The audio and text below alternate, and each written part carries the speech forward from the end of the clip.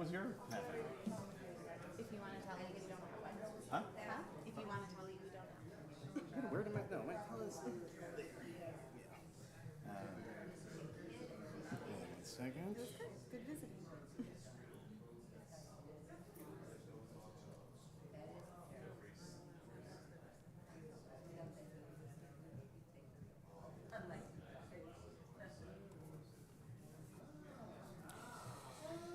All right. Well, good Shabbos, everyone. Appreciate your welcoming in silence. And we're very happy to have Carly back with us for this Shabbat. Hello, Shabbat Shalom. And on a night like this, we've already done one service at the beach, which turned out to be really quite wonderful. A lot of people and a certain Jacob Weller, drumming for us, which always makes it so wonderful. But it's nice to be back here in the air conditioning. Absolutely I think I appreciate that very much. I still say there should be a bracha for air conditioning. We haven't quite worked that one out yet, but we'll get there. So, Carly, why don't we start with a little singing, and then we'll light candles and get going. Yeah. Sound good? Well, so we're starting with Yidi Nefesh. The words are on page 128 if you want to join me. I hope it's a familiar melody. Even if it's not, please join me as you start to pick it up. Yedid nefesh av harachaman, Yedid nefesh av harachaman, Mishoch avdecha el ritzonecha, Mishoch avdecha yal halayla elai el ritzonecha, yarutz avdecha kemo hayal, yishtachavei elai yal halayla el mul hadarecha.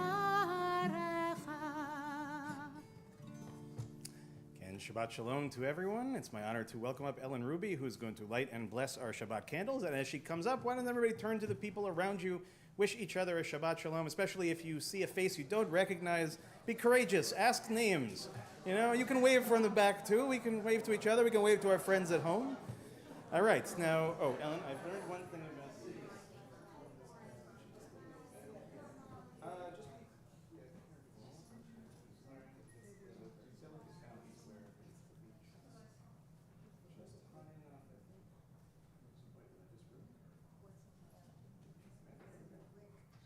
Yeah, you know, this is, by the way, us taking advantage of all the candles that we've all lit with, right? This is our original version of things, working with oil.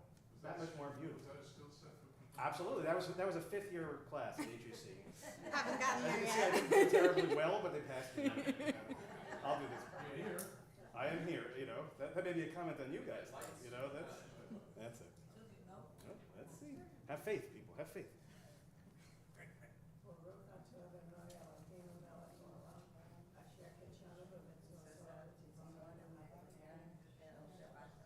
Amen.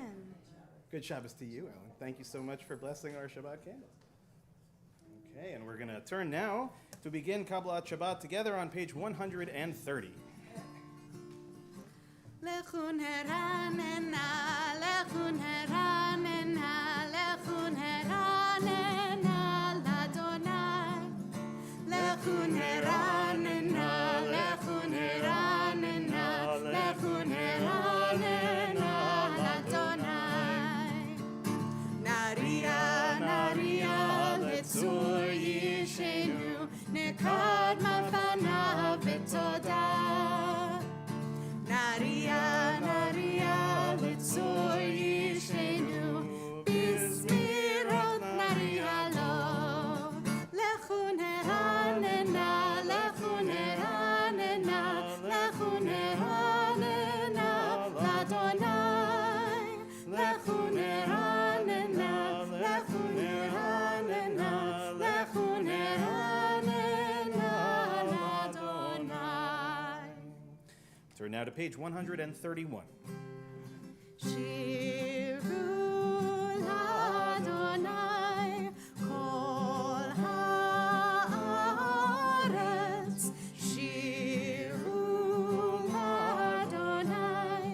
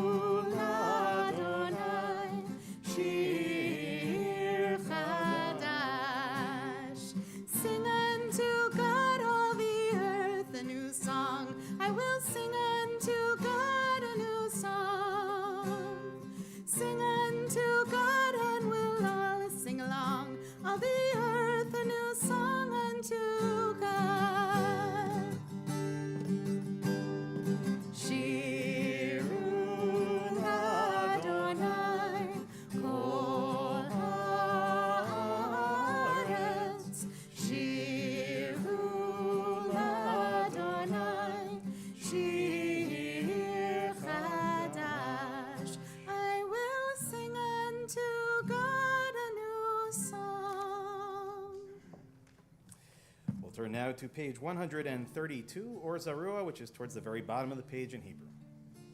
Or Zarua LaTzadik Uleish Lev Simcha. Or Zarua LaTzadik Uleish Lev Simcha. Simchu tzadikim b'Adonai v'hodu lezecher kodsho. Simchu tzadikim b'Adonai v'hodu lezecher kodsho. We'll turn now to page 134, Zamru Ladonai, toward the very top in Hebrew. Zamru l'Adonai bechinor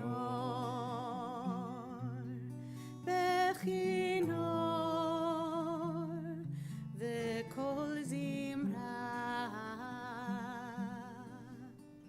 Zamru l'Adonai bechinor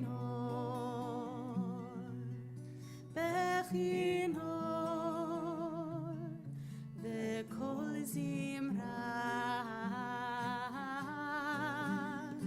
Zamru l'Adonai bechinor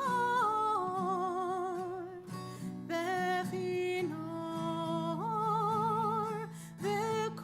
zimra. Zamru l'Adonai bechinor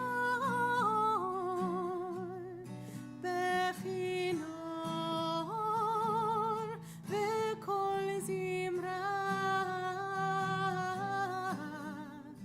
Zamru l'Adonai bechinor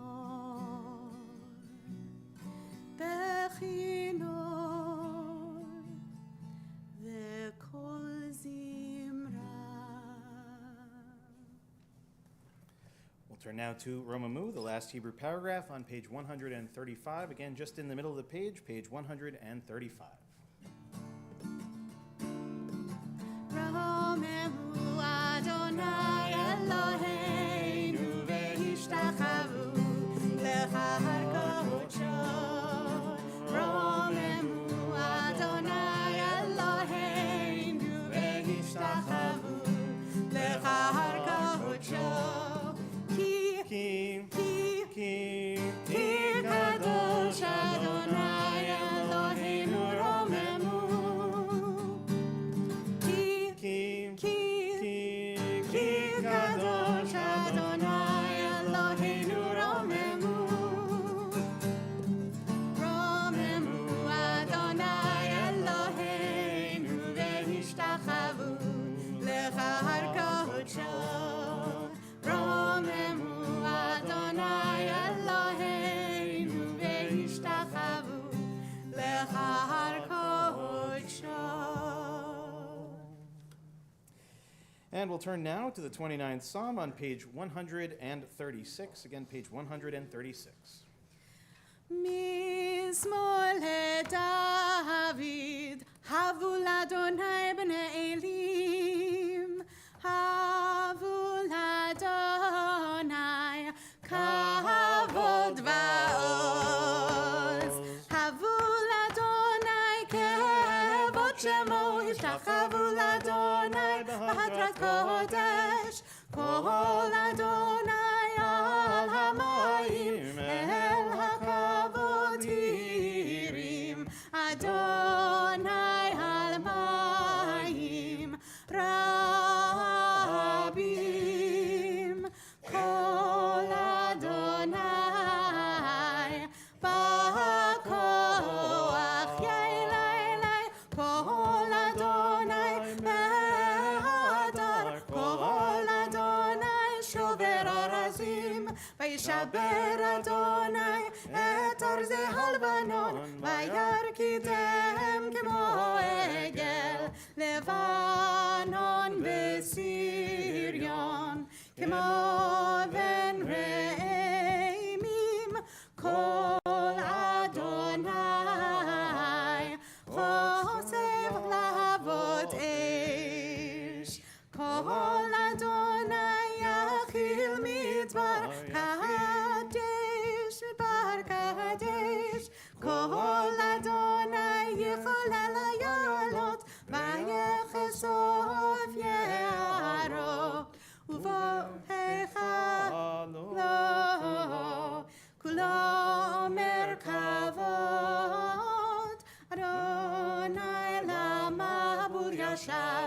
Vayeshev Adonai melech leolam. Ya'elai Adonai oz le'amo yiten. Adonai yivarech et amo. V'shalom Adonai yivarech et amo v'shalom. We'll turn now to Lecha Dodi on page 138. We'll do the first, second, fifth, and ninth paragraphs. For that final paragraph, we'll rise and face the doors we walked through a few moments ago.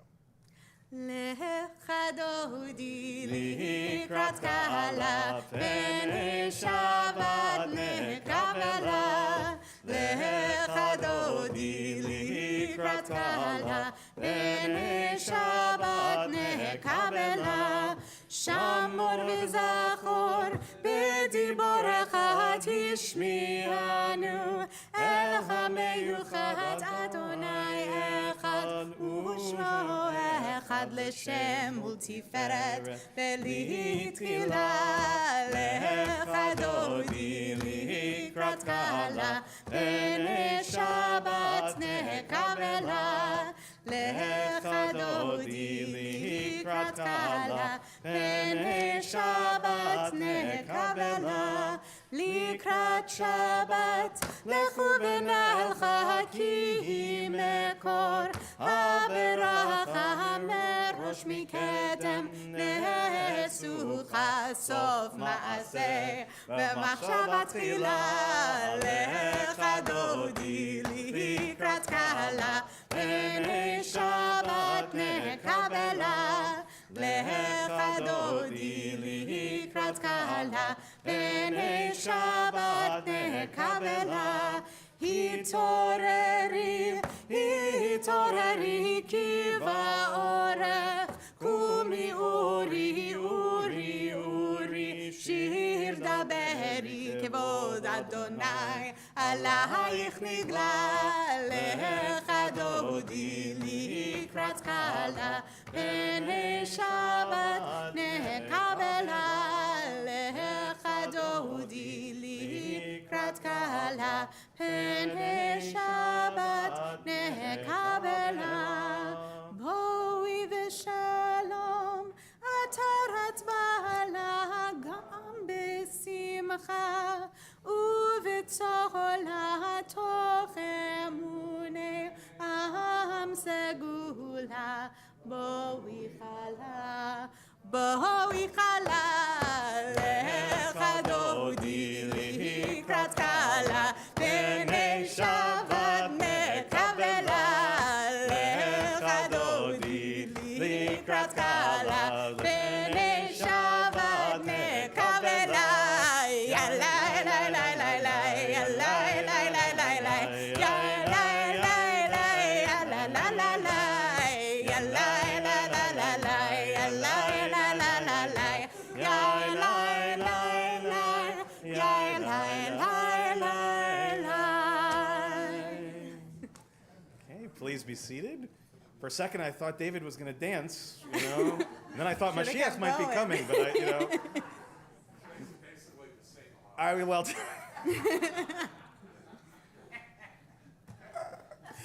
All right, so we're going to turn to page 140, Tzadik Katamar, which is just in the middle of the page where it indents in Hebrew. Tzadik Katamar Yifra Keres Balvanon Yiska Shetulim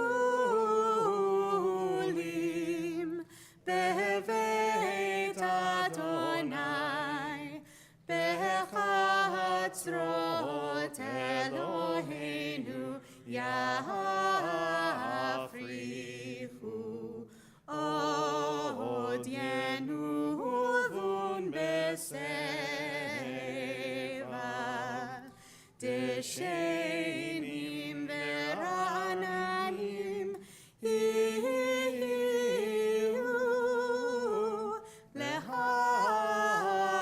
Lehagid Ki Hashar Adonai Tzuri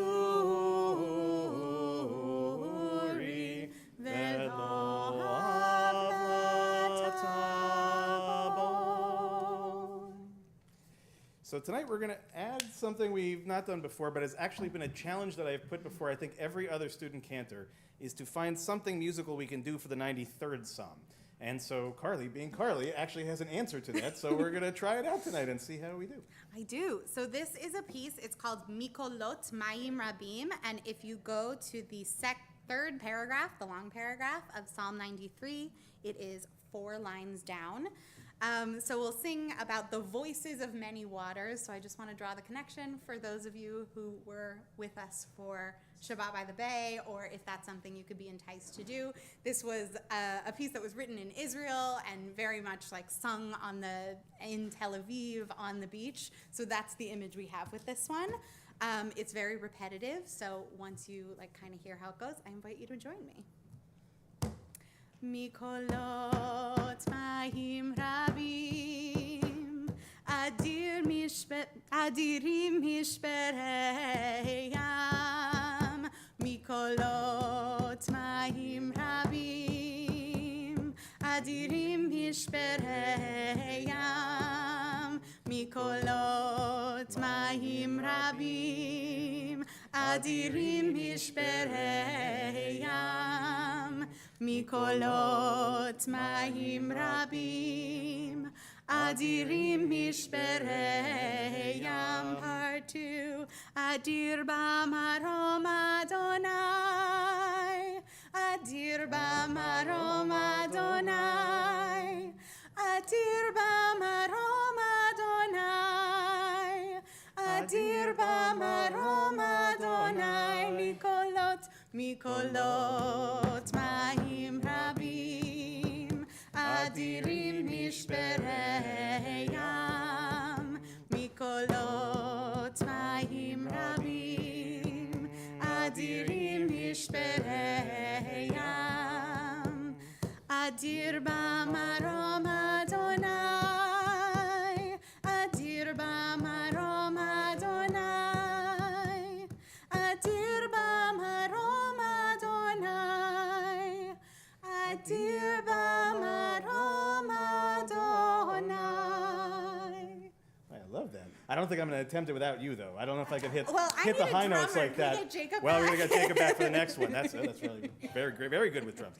All right, well, thank you, Carly, for bringing that new course. melody to us. I'm going to ask the congregation now to please rise in body or spirit for the Chatzi Kaddish on page 144. Yitzgadal v'yitzkadash shemei rabba. Amen. Ve'lamad yivrach chirutei v'yamlich malchutei. V'chayechon u'vyomechon u'chayei t'chol beit Yisrael. Bagala, bagala, u'bisman kariv ve'yimeru. Amen. Yehi shnei rabba mevarach le'olam le'omaya yitzbarach yitzbarach v'yishtabach v'yitpa'ar v'yitromam v'yitnasei v'yithadar v'yitale v'yithalal shemhei t'kudesha b'richu le'ilha min kol birchata v'shirata tushbechata v'nechemata damiran be'alama ve'imeru. Amen. Remain standing for the Baruch Hu on page 146. Baruch hu et Adonai hamevorach. Baruch Adonai Hamvorach le'olam va'ed. Baruch Adonai hamevorach le'olam va'ed. Please be seated. Let's turn now to page 149, and let's read together in English toward the very bottom of the page. This is an hour of change. Within it we stand uncertain on the border of light. Shall we draw back or cross over? Where shall our hearts turn? Shall we draw back, my brother, my sister, or cross over? This is the hour of change, and within it we stand quietly on the border of light. What lies before us? Shall we draw back, my brother, my sister, or cross over? Umavir yom umevi laila, umavdil ben yom uvein laila, Adonai tzivaot shemo, El chai v'kayam. לעולם, תמיד ימלוך עלינו לעולם ועד. ברוך אתה אדוני, Baruch Baruch Shemo. המעריב הרבים. Amen. Let's turn now to page 151, and we'll read together in English towards the top of the page. As you taught Torah to those whose names I bear, teach me Torah too. Its mystery beckons, yet I struggle with its truth. You meant Torah for me. Did you mean the struggle for me too? Don't let me struggle alone. Help me to understand, to be wise, to listen, to know. Lead me into the mystery. כי הם חיינו ואורך ימינו, ובהם נגע יומם ולילה, ואהבתך אל תסיר ממנו לעולמים. ברוך אתה אדוני, Baruch Baruch Shemo. אוהב עמו ישראל. Amen. Shema Yisrael, Adonai Eloheinu, Adonai Echad. Please join us on page 154. ואהבת את אדוני אלוהיך בכל לבבך ובכל נפשך ובכל מאודך, והיו הדברים האלה אשר אנוכי מצווך היום על לבביך, ושיננתם לבניך ודיברת בם, בשבתך בביתך ובלכתך בדרך ובשוכבך ובקומך, וקשרתם להיות על ידיך, והיו לטוטפות בין עיניך, וכתבתם על מזוזות ביתך ובשעריך, למען תזכרו ועשיתם את כל מצוותיי, והייתם קדושים לאלוהיכם. אני אדוני אלוהיכם, אשר הוצאתי אתכם מארץ מצרים, להיות לכם לאלוהים. אני אדוני אלוהיכם, אדוני אלוהיכם אמת. Let's turn to the top of page 157. We'll read together in English. Standing on the parted shores of history, we still believe what we were taught before ever we stood at Sinai's foot, that wherever we go, it is eternally Egypt, that there is a better place, a promised land, that the winding way to that promise passes through the wilderness, that there is no way to get from here to there except by joining hands, marching together. As we turn to page 158, Michamocha at the very top of the page.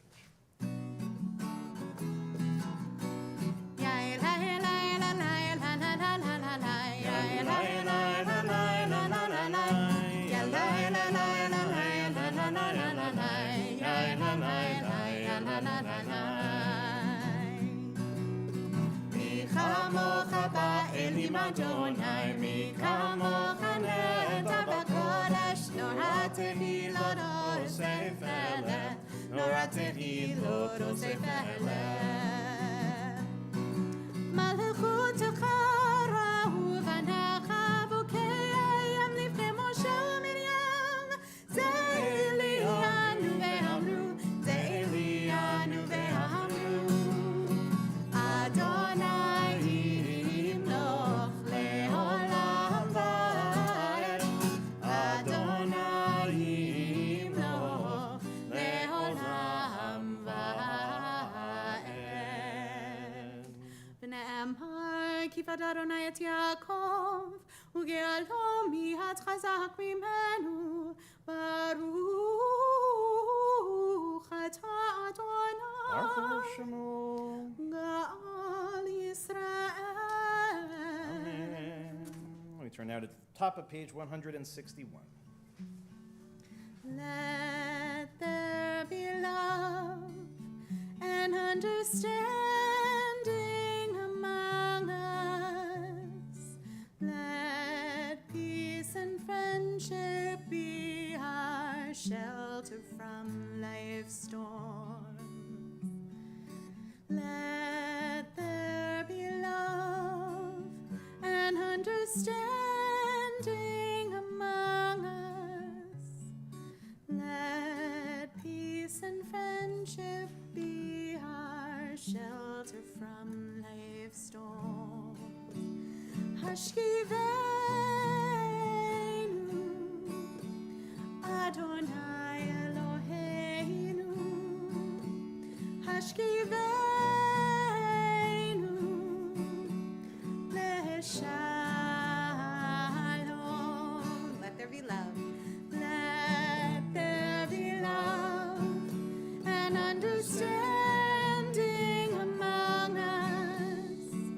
Let peace and friendship be our shelter from life's storms. Let there be love and understanding among us.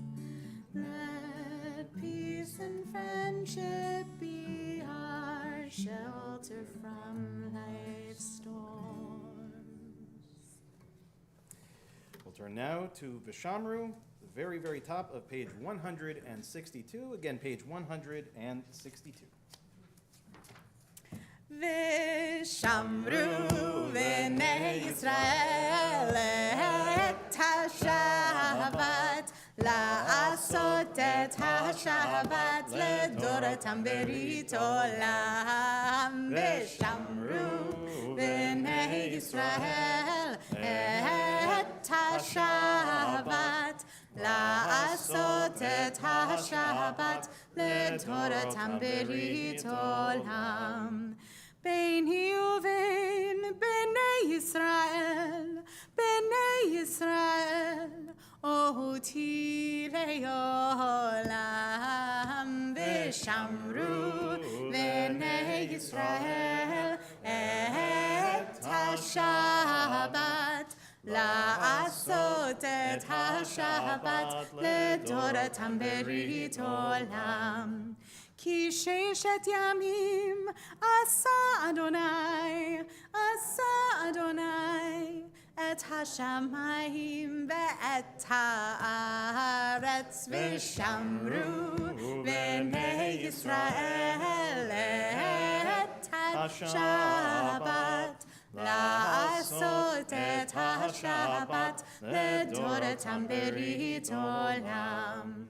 וביום השביעי שבת ויהי נפש, שבת ויהי נפש, שבת ויהי נפש. ושמרו בני ישראל את השבת, לעשות את השבת לדורתם ברית עולם. Invite us now to rise in body or spirit as we prepare to begin the Amidah together on page 164. Before we do that, I want to add one little thing to consider as we begin our silent Amidah and focus our intentions. It's a brilliant, beautiful, very powerful quote of the great Achad Ha'am. It's on page 163. It's one of those things we pass by without even looking. And it says as follows: more than the Jewish people has kept Shabbat, Shabbat has kept the Jewish people. I think this particular Shabbat, it resonates even more. So I hope, again, whatever way, that little bit of extra will bring something special to your Amidah tonight. Please take your time, go at your own pace, and when you're finished at the end, if you're still standing, you may be seated.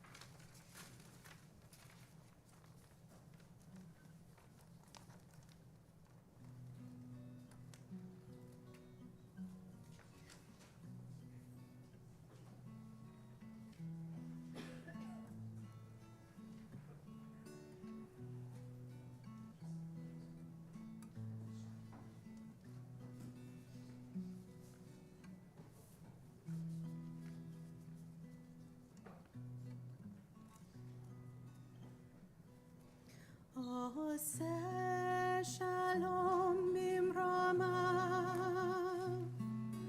הוא יעשה שלום עלינו ועל כל ישראל, ואמרו אמן. יעשה שלום, יעשה שלום, שלום עלינו ועל כל ישראל. יעשה שלום, יעשה שלום, שלום עלינו ועל כל ישראל. We turn now to page 371 as we offer our Mishaberach, our healing prayer for this evening. We begin by thinking of those in our community and connected to our community who are in need of healing tonight. Madeline Egelfeld, Abigail Blum, Kate Sherwood, Herman Gould, Aimee and Warren Cass, David Dowling, Sylvia Devora, Bot Francis, Shelley Newmark, Diane Axelrod, Gabriella Spicer, David Kyle Klopman, Lorraine Davis, Kim Birnbaum, Deborah Block-Kroll, Rachel Bat-Ora, Peretz Ben Shlomo, Israel Ben Yitzchak, Ayel Shachar Ben Mildred, Hillel Gili Ben Leah, Avital Bat Bina, Jackie Davis, Rona Klopman, Moshe Hillel Ben Yaakov Yitzchak V'Yael, and Mary Cheris Healy. In addition to those names that I just shared, if you're thinking of anyone tonight that you are praying for and would like to share their names out loud, we'll start in the front of the room on this side and work towards the back, and then this side of the room. If you have names to share, just please raise a hand so I don't miss anyone. Eileen Silver, Mary Cornfield, Roz Brody, Lenny Abrott. Julie Lilly.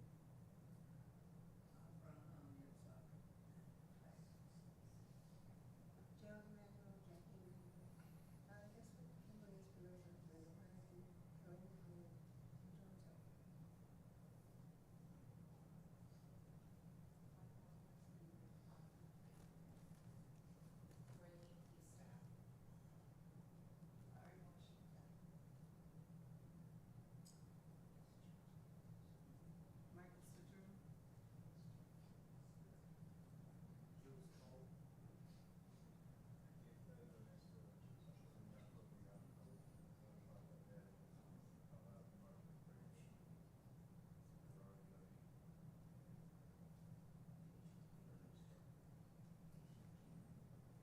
Michael Isaac Gonzaga, Charlie Zweig, Marilyn Feigenbaum.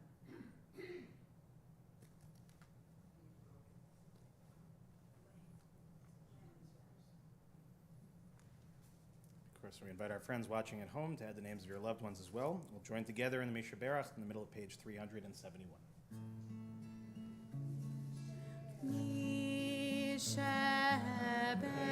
Mishaberach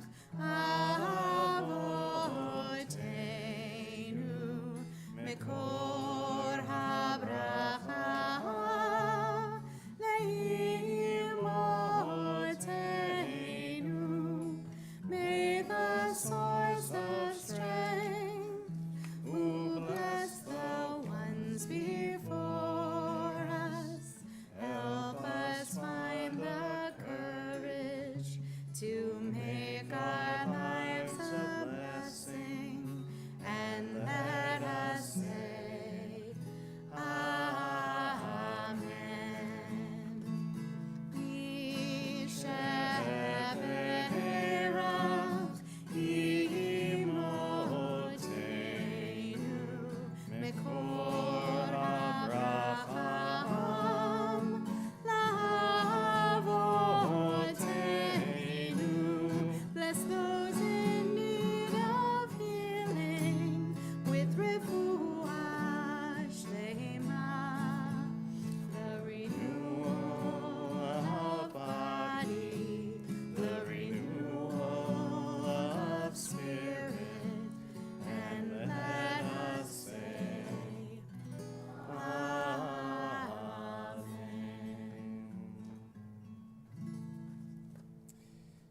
Now offer our prayer for Israel.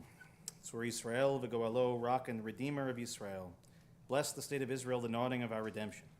Shield it with your compassion, spread over it the sukkah of your shalom. May a spark of your spirit inspire the actions of its elected leaders and officials, judges and advisors, that they may follow the path of justice, liberty, and righteousness. Strengthen the spirit and the hands of those who build and protect our holy land, and grant them salvation and life. Bring shalom, peace to this land, and everlasting joy to its inhabitants. Be with all the people of Israel wherever they are. Plant within their hearts the love of Zion, and may those of our people who are so inspired come to Yerushalayim, your city, which bears your name. Spread your spirit over all the inhabitants of our land. Uproot hatred and animosity, jealousy and evil. Plant in our hearts love and kinship, peace and friendship. And speedily fulfill the vision of your prophet. Nation will not lift up sword against nation, neither shall they learn war anymore. And let us say together, Amen. Shabbat shalom, everyone. Shabbat shalom, Carly. You know, I realized a long time ago I probably should have given something of a public service announcement. I'm not checking the scores or playing games, by the way. This is how we control the microphones in the room. So if you see me occasionally adjusting things, that is only what is going on. But we can put that aside for now. Well, Shabbat shalom, everybody. For those that are members of the temple, if you check your emails right before Shabbat, and healthy for you if you don't, by the way, perfectly fine thing to do. But likely you received an email from me. And for those that are not members of the temple, and maybe you don't know, there was an incident in this past week in Sag Harbor. And it turns out actually not just one isolated incident, but another that I heard about in East Hampton, both of which touched our community directly and some of the people here directly. And actually just found out right before I got here, right at the beach, that actually one of our dear members and their family were celebrating birthdays right next to the table that was next to the whole fracas that began at Lulu's Kitchen this week. If you don't know what I'm talking about, I'm not going to profane holy space or holy time by getting into details of it, but suffices to say there was a really terrible incident in a local restaurant identified precisely because its owner is Jewish and has deep connections to Israel, in which activists took over, ever briefly, that restaurant. And it has rippled through, again, not just Sag Harbor, but really the entire East End Jewish community. And there obviously are layers and complexities, but it filled my heart with a lot of sadness this week. And as I wrote about earlier today, while I wouldn't say it was replaced or filled with, you know, a solution or a Band-Aid or anything of the sort, two experiences today really helped fill me up in a way that was very important, one of which I shared, which is a meeting that we had just next door in our social hall this morning, which, you know, around the table was, again, not just a few people, but quite literally every significant person that I could think one would call in a moment like this, the heads of every police department in the area, the Suffolk County Hate Crimes Division, a representative of the AJC, a representative of the ADL, the mayor of Sag Harbor, the town supervisors of both East Hampton and Southampton.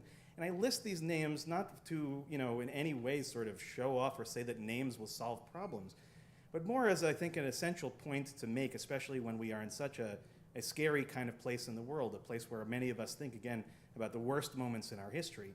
And I will tell you, while there are similarities to those times, at those points in history, there is no way that the head of the local police, let alone the next two towns over, let alone the county, let alone the mayor, let alone the supervisors, were sitting here on a quickly pulled together meeting with almost no notice in the middle of the busiest time of season where traffic is egregious, to come here simply to reassure us that we are not alone is not a small fact. It should not be lost on any of us. It doesn't make the pain go away, as I said, but it's not insignificant either. The second thing I will mention, which I didn't know what it would be, and as many of you know, I am not so much of a beach guy, and so Shabbat by the Bay is not necessarily the easiest service for me. It is for Carly. She's amazing at this. But I have to tell you again, showing up to the beach where I expected maybe 2, 3, 4 people and seeing, I don't know, 40, 50 people, including, you know, a dozen or so really small children, all celebrating Shabbat out in public without fear, without, you know, concern. Okay, another thing that really kind of filled me up. But the truth be told, in weeks like this and moments like this, and especially on Shabbat, you know, as I read that Echad Ha'am quote, right, as much as, you know, Shabbat has kept us, or we've kept Shabbat, you know, that relationship to Shabbat is really, again, that word keep in Hebrew, shomer, means really to, again, to guard something, to protect something. Shabbos is, in many ways, right, our protection against the world. It oftentimes feels very scary. And one of the things I like to do when I feel like I'm in that place, and I'm not quite sure, is very simple. And our people have been doing it since the very beginning. You turn to Torah, you turn to teaching, you turn to instruction, you turn to history, and you look, is there something that can be taught to us in a moment like this to give us a sense of koach, a sense of strength, that give us a sense of nechemta, a sense of comfort, in the face, again, of challenging moments. And again, whether you know about the particulars of the story tonight is irrelevant. I hope what I'll teach will be relevant in any circumstance. But I hope also for those that may be carrying a little bit of extra weight on the Shabbat, that we can look to this week's double portion for some wisdom. So Matot Maseh, sometimes, depending on the year, read as individual parshas, oftentimes read together as a double parsha, concludes the fourth book of the Torah, the book of Bamidbar, the book that is translated into English as the book of Numbers, but its Hebrew name is much better.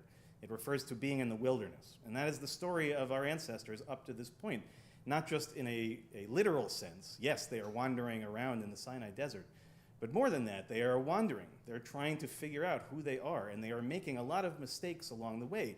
They are fighting against themselves. They're challenging Moshe and Aaron and Miriam's leadership. One whole generation has already been told they're going to die or has already died. A new generation is taking hold, and they are on the very cusp, the very edge of entering the land of Israel for the first time. So it is a moment, again, of great expectation, great hope, but also a tremendous amount of fear, a tremendous amount of being unsure as to what it is that's going to happen. And as a result of that, there is, again, a strong desire for unity, a strong desire for a sort of simple, let's all get together, let's plan, let's do this. And yet life is oftentimes more complicated than that. And we see one of those complications play out in this week's Parsha in great detail. So you have to imagine for a moment your imaginary map of Israel. I'm sure all of you know it quite well. Your geography is excellent. But for those that may not remember, right, if Israel is somewhere about here and the Sinai is just about here, the Israelites have sort of gotten themselves to the precipice, really on what would be the border of Jordan and Israel today. And they're quite literally looking out and they're trying to figure out, again, how are we going to do this? Not just the logistics of it, but they're going to portion land ahead of time. This part of the Torah talks a lot about which tribe ends up where and for what reason. They're trying their very best, again, in a tribal system with a lot of infighting to create a certain sense of parity, a certain sense of equanimity, a certain peace, a shalom bayit, if you will, amongst the people. And everything seems to be going just fine until they get right up into the end, and they happen to be in a land that is really wonderful for pasturing, okay? Really wonderful for people who have cattle. Israel, if you know it well, will know it is not actually a great environment for raising cattle, for raising large flocks. It is oftentimes, again, either desert or wilderness or rocky. It presents a lot of challenges in that way, but this one particular valley on the precipice is really ideal for this. And as it happens, two of the tribes, Reuven and Gad, both have a lot of cattle, much more than any of their remaining tribes. And they look around and they say to themselves, this is actually great. We're going to just stay here. This will be our land, and you guys can take whatever was appointed to us and divide it up or whatever, but we're going to stay here and this is going to be great. Now imagine for a moment that you're Moshe. This is almost like that scenario where you're a parent and you're trying to get out the door and you've got your kids all ready, and then all of a sudden one of them takes their shoes off. You're suddenly stuck there and you don't know what to do, right? You don't know what to do and you get angry. And Moshe, for sure, to his credit, gets furious. And he's not without cause. First of all, he really accuses them of skipping out on the work. Remember again, the land of Israel is inhabited. We know that it is going to have to be conquered, in essence. There's going to be fighting, and everybody's going to have to put in. We just went through a whole census to determine how many people from each tribe were going to be ready to fight. And all of a sudden, two of the very significant tribes are saying, we're just going to stay here and you guys can kind of do your part. So Moshe has basis, right, for argument, for real disagreement. And he compares the situation to a very recent event. The recent events of both the story of the spies, which 32nd version, remember, 12 spies go into the land of Israel to reconnoiter, to see what's going on. 10 come back and say, we're in deep trouble. This is a bad idea. We're never going to survive. Only 2 come back and say it's the land flowing with milk and honey, that it's where we need to be. So there is a moment, again, of communal strife that is around a lack of faith that ultimately what God has promised is going to happen.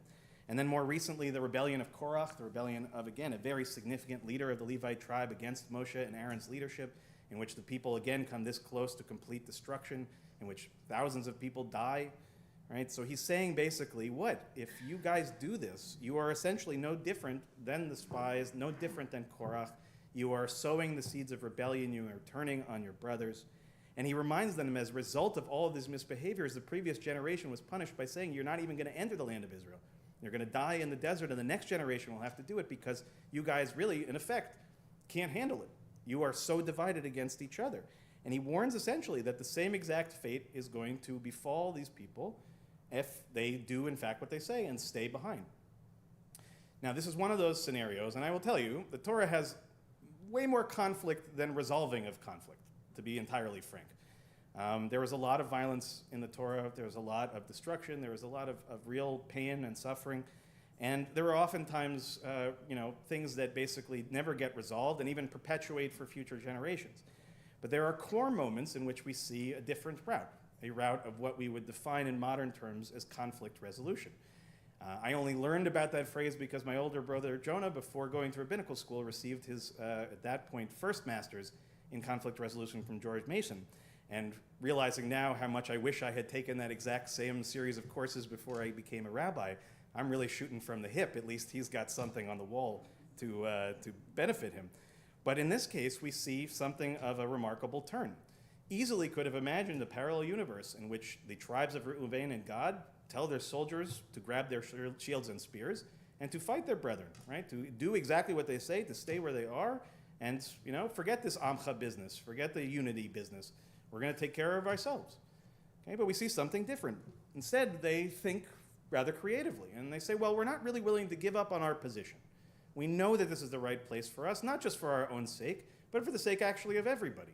If we're able to have our cattle in the right place and they're able to grow and they're able to multiply and they're able to provide, it will benefit, again, not just us, but everybody else in trade.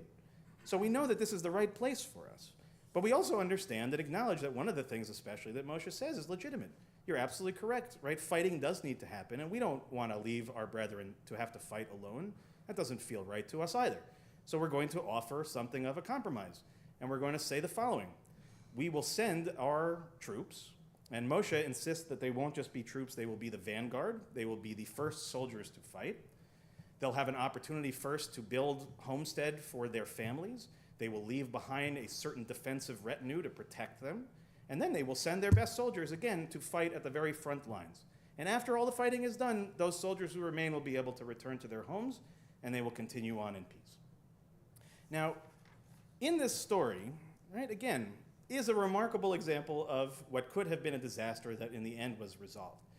But I think what I appreciate, the more and more I study it, and the more and more I think about it in every context that I have lived, both in interpersonal challenges, in communal challenges, in national challenges, there isn't just a resolution, there is really the entire sweep of conflict from its very beginnings to its messiest moments to the compromise that ultimately gets everybody out of what would have otherwise been a disastrous outcome. The first beginning place of this is a request that one side sees as unreasonable or attainable. Right? Initial anger, resentment follows, blaming the other side for causing the problem. Rhetoric then comes in about consequences if the other side will yield. Remember again, Moshe doesn't just say this is a bad idea. He uses his oratory power in order to argue against what it is that's going to happen. And he uses the power of rhetoric in particular to really sort of stick it home. You guys are like Korach, you guys are like the spies, right? Really trying to dig that sort of rhetorical knife, as it were. There's a certain cooling off period where everybody realizes that they have reached something of an impasse. Each side then gets to make its case, both practical and philosophical. There's a back and forth debate that takes place, and eventually a rapprochement. And finally, an agreement that while meeting both sides' core needs, often, in most cases, leaves someone or both feeling that they didn't get everything that they necessarily wanted. And sure enough, that is the outcome, right? Reuven and Gad wanted something simple. We're just going to stay here. Moshe wanted everybody to go along.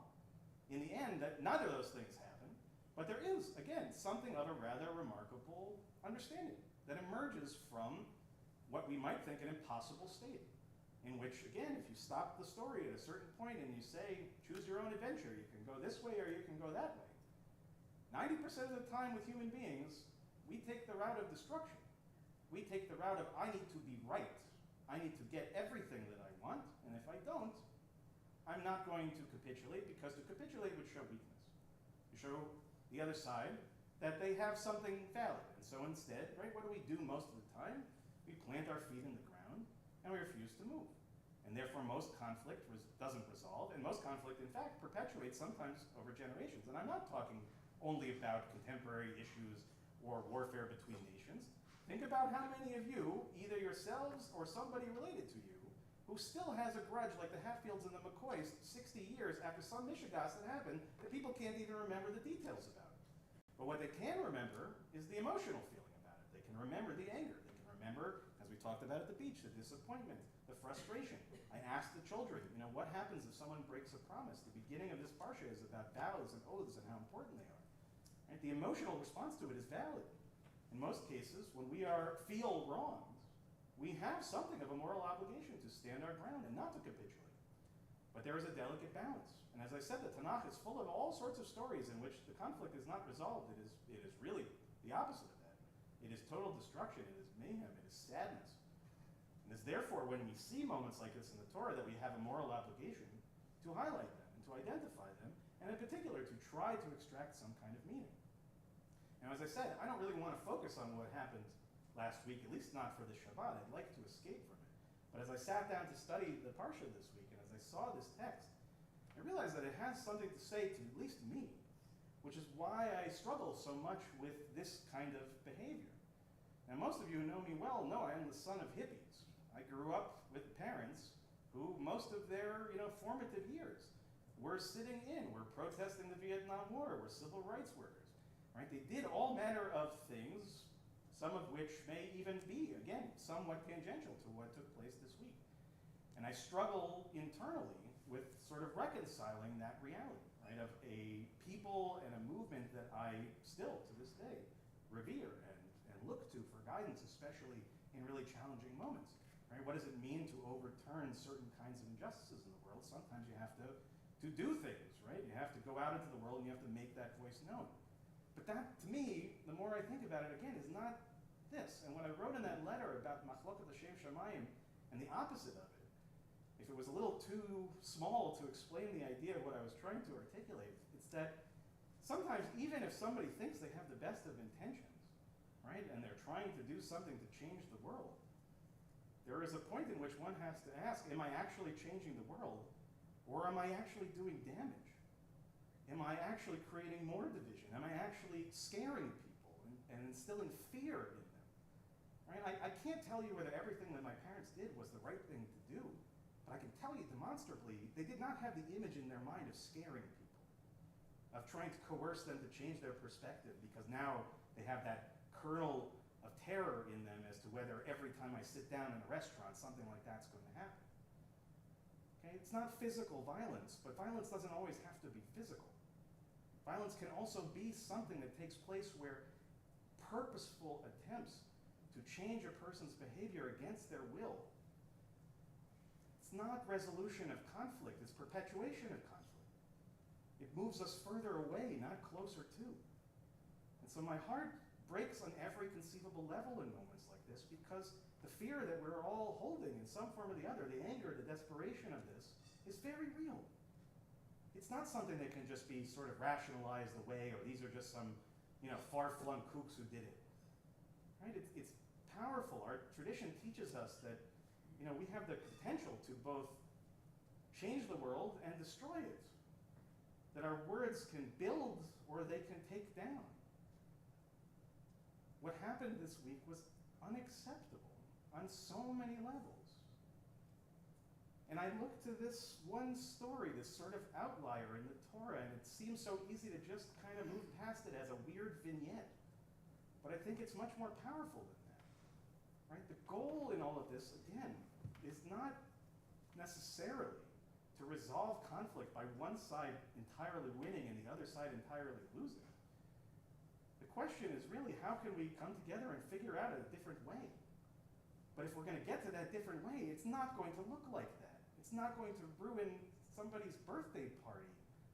No one has ever been convinced to change their perspective on moral grounds by having their privacy violated, to have a meal overturned. Protest all you want in the streets. Write every email that you want, send every letter, scream it from the mountaintops, but have some basic decency to understand that human beings also deserve to live their life, right? To be able to go to the restaurant, to walk down the street without fear. So if you're afraid tonight, first of all, know that that's not strange or an overreaction. It's real.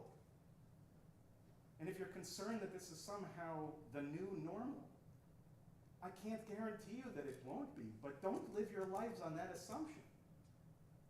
All the more so. Go to Lulu's Kitchen, right? Go to have dinner, go to have lunch. You know, talk to not just the owner, but the staff. Tell them, I'm sorry that this happened. You didn't deserve this. Right? Make sure that you live your Jewish lives proudly and openly. And you may be confronted from time to time by all manner of things. But don't allow that to stop you from being who you are. And who you are and who we are also people who are destined to bring shalom into the world. Don't forget that either. When somebody does something hateful to you, it can easily corrupt your heart. It can kill you from the inside. The only power that we have, truly, is to say no to that, to reject that on a basic principle that that is not who we are.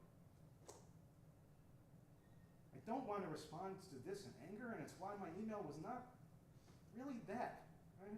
My answer to it, usually, more often than not, is go within ourselves. Right? Go within our tradition, within our wisdom, within a history that has survived, quite frankly, much harder things in much harder times. It doesn't mean it's easy, and it doesn't mean that we have to put our emotions in a box.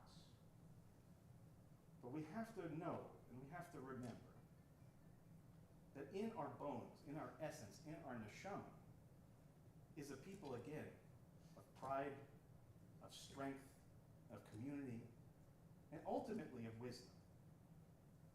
And I hope very much that this ancient wisdom of our Torah, and I won't extend my own words to that category, but perhaps at least something that I said tonight, will give you at least a sense of shalom that you deserve, that each of us deserves.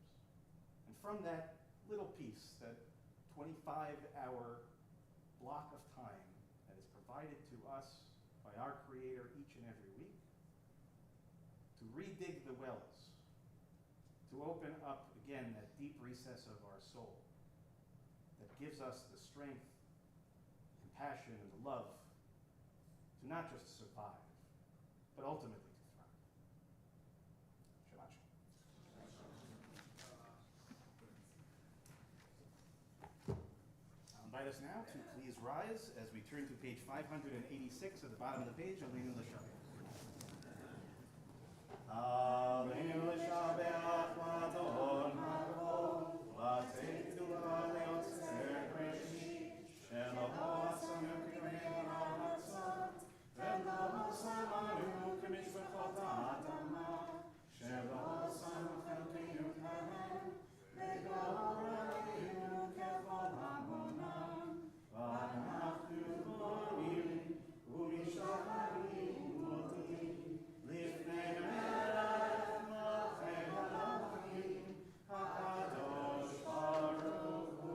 Page 591.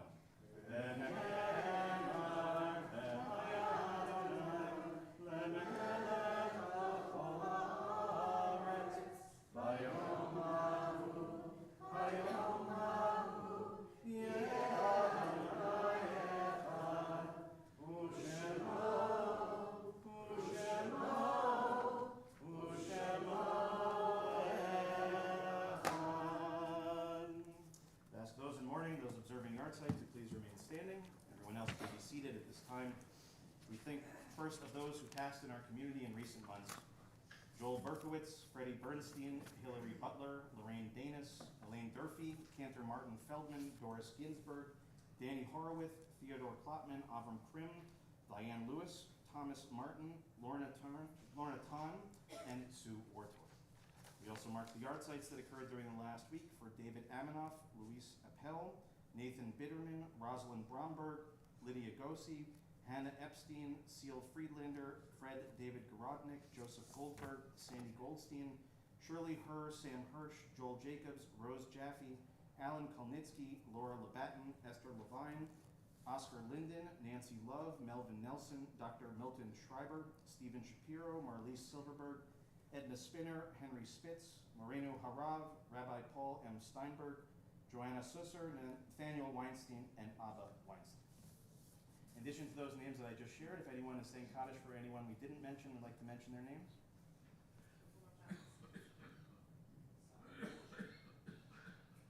Robert Kimball, Louise Lasser. Vicky Erez, Marla Gagnon, and Evelyn Frankel. Of course, we invite our friends watching at home to add the names of your loved ones as well. I'll invite the mourners to join me on page 598, and if it is your custom to rise alongside them, you may do so at this time. Yitkadal v'yitkadash shemei Rabbah, ve'alma tivrach chilutei v'yamlich malchutei, v'chayekon v'yamechon v'chayei t'chol beit Yisrael, v'galav v'zman kariv v'imru amen. V'hei shemei Rabbah mevarach le'olam amen. Yitzarach v'yishtabach v'yitpa'ar v'yitromam v'yitnaseh, v'yitadar v'yitalev v'yitalal shemei t'kudeshah b'rechu, le'ela mimchol berchata v'sherata, tush v'chata v'nechemata, d'amiram be'alma v'imru amen. Yehi shlomo Rabbah min Shemaya, v'chayim aleinu ve'al kol Yisrael v'imru amen. Oseh shalom b'mromav, hu ya'aseh shalom aleinu ve'al kol Yisrael v'imru amen. Zichronam livracha, may every one of their memories be for a blessing. Please be seated. Shabbat shalom, everyone. Shabbat shalom. You know, I think sometimes the greatest answer to a challenging week is when I see the list of announcements and it's this long. Because it tells us this is a congregation that is alive and has a lot of great things going on. First of which, of course, is to join us for our expanded Oneg Shabbat as soon as our service is over right next door in our social hall. We also want to just remind everyone, please let Shelley know if you would ever like to sponsor an Oneg on Friday night or a Kiddush lunch after services on Saturday in honor of a celebration or memory of someone special in your life, or just because, or for some reason we haven't yet come up with. It's a wonderful way to both support the temple and to share community. And as we've learned at this little moment right after, I know it's a strange thing for a rabbi to say, I might argue, may be just as important as what we do in here. And by that I really mean, right? That community, those connections, those friendships, the things that go beyond the doors here at the temple, really essential to who we are as a community, and it's been this way again, long since before I got here. It's one of our great jewels in our crown. So we hope very much, even if you have to run out, take a couple minutes, grab at least a nosh or something, say hello to somebody, wish each other Shabbat Shalom this Shabbat, but really every Shabbat, it's a great gift to give to each other. I also want to remind you to join us for services tomorrow at 10 o'clock, followed by our Torah study. This Shabbat is our Women's Torah Commentary Shabbat, so the discussion will be facilitated by our wonderful Leah Oppenheimer. You can join at 12 o'clock here in the temple, or you can join us online. And I should note, even though he is decidedly humble and refuses to acknowledge the things that he does for our temple, it is our dear Howard's birthday, was this week, and he's going to sponsor the Kiddush tomorrow in his honor. So if you love Howard, even if you don't come for services, you want to come give him a hug. I told him yesterday, I walked in and my son was there. I said, Emmett, Howard just turned 18 years old. And Emmett said, really? That's, it's great. Needless to say, it's a little bit more than 18, but I'll let him tell you what the number is. But we love him and we hope that we can celebrate him tomorrow. Just also to say, we had a wonderful program last night, our Science and Religion programming. Thank you again to the Gruensteins for helping to bring that discussion to us, and Dr. Rebecca Manis, who was really, truly brilliant. Her topic was Solomon and Synapses, Jewish Perspectives on Neurodiversity.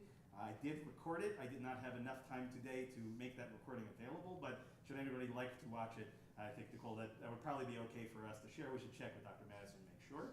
I have hope that we will be able to bring her back, perhaps on a Friday night, because I thought she was just brilliant.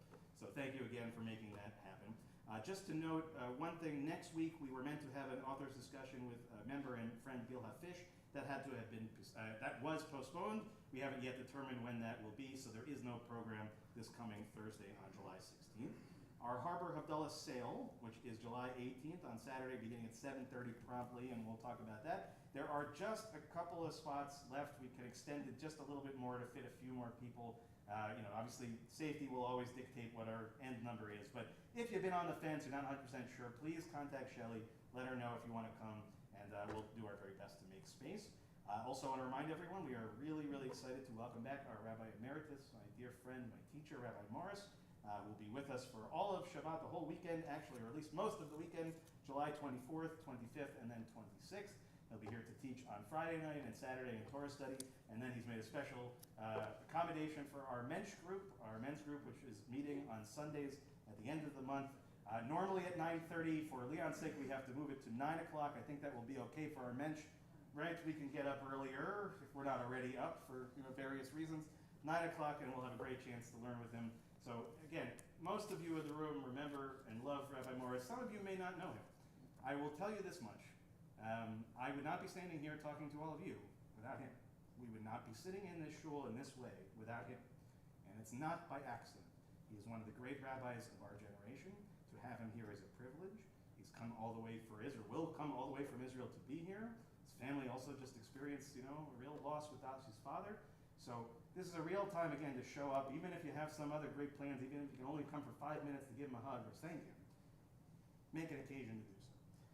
Just again, reminder also that we have one last Shabbat by the Bay this summer, which is not next week, not the week after. The 31st. The week after the 31st. July Thank you, Carl. 31st. She knows the schedule better than I do already. I'm back. Remarkable. So if it's anything like this Shabbat, it was a great experience. We hope, again, that anybody who would like to join at any age is most welcome. Also want to remind everybody, Ruth Joseph's book group on July 19th at 11 o'clock, and also the Rosh Chodesh annual picnic, which will be at 2 o'clock. If you're interested in learning about the Rosh Chodesh group, Ellen Ruby is here tonight. She'll be happy to talk to you about it, and if not tonight, you can contact her during the week. Again, that will be Sunday, July 19th at 2 o'clock. Lastly, I just want to put on everyone's calendar, Thursday, July 30th, we welcome back one of my absolute favorite people and teachers, Dr. Rabbi Wendy Zierler. She was our Women's Torah Commentary scholar last summer. She is joining us to share a little bit of the book that she taught us about last week and has finished, called Going Out with Knots, My 2 Kaddish Years with Jewish Poetry, which is a deeply personal memoir that intertwines the author's experiences of grief with her engagement with Hebrew poetry. The book reflects on Rabbi Zierler's journey following the deaths of both of her parents within a single year. It addresses her challenges as a woman participating in traditional mourning rituals, particularly saying Kaddish in an Orthodox synagogue. Throughout the book, Dr. Zierler shares her insights gained from teaching a class on modern Hebrew poems that explore themes of grief, prayer, and the complexities of faith. And insofar as you trust your rabbi, I was in that class. And better to trust the more recent student. She's brilliant. She's brilliant. And if you weren't here last year, again, just trust me, this is one you don't want to miss. So again, please join us for that. And as a last word before we have a closing song, we do Kiddush and Motzi. Thank you again to Carly for coming in and bringing your wonderful My absolute spirit to our pleasure. community. Wonderful being So I back. think we're going to conclude our service before Kiddush with Shalom Aleichem, page Shalom Aleichem. 627. Yeah, we'll give you a second to get there. Shalom Aleichem, Malachei Hasharet, Malachei Elyon. Mi Melech Malachei Hamlachim, HaKadosh Baruch Hu. Boachem leshalom, Malachei Hashalom, Malachei Elyon.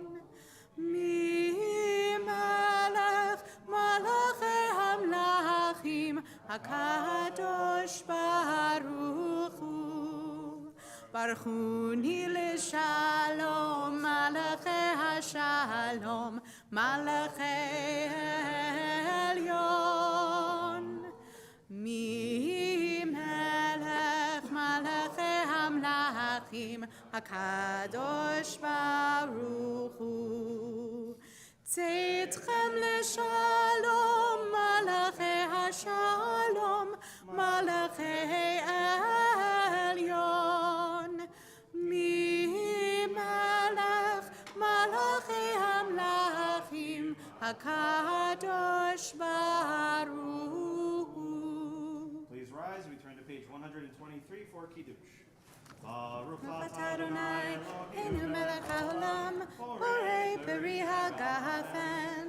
Baruch atah Adonai, Eloheinu melech haolam, asher kiddushanu b'mitzvotav v'ratzavanu, b'shabbat kodsho be'ahava uvratzon hinchilanu, zikaron lema'aseh v'reishit, ki hu yom techila lemikra'ei kodesh, זכר ליציאת מצרים, כיוונו בחרת, ואותנו קידשת מכל העמים, ושבת קודשך באהבה וברצון הנחלתנו עוקב אדוני קדש השבת אמן. לחיים. Chaim indeed. Baruch atah Adonai Eloheinu